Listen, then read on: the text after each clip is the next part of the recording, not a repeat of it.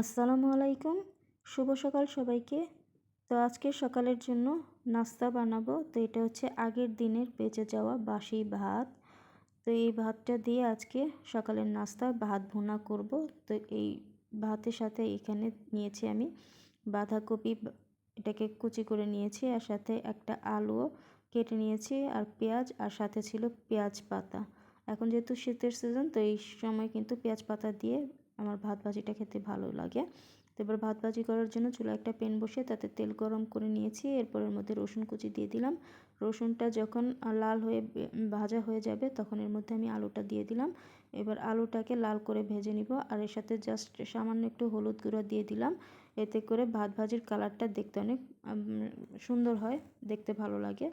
চাইলে আপনারা স্কিপ করতে পারেন। তো এবার আলুটা আমি ভালো করে ভেজে নিচ্ছি। তো এই যে আমার আলুটা কিন্তু একদম নরম হয়ে গেছে, আলুটা লাল করে ভাজা হয়েছে। তো এখন এর মধ্যে আমি পেঁয়াজটা দিয়ে দিলাম।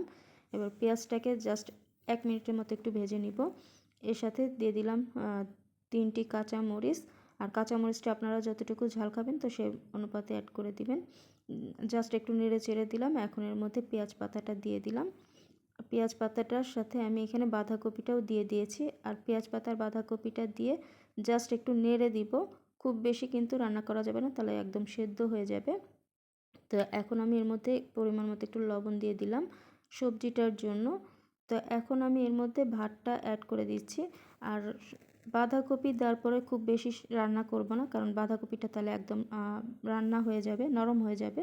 তো আমি বাঁধাকপিটা একটু কাঁচা কাঁচা রাখবো।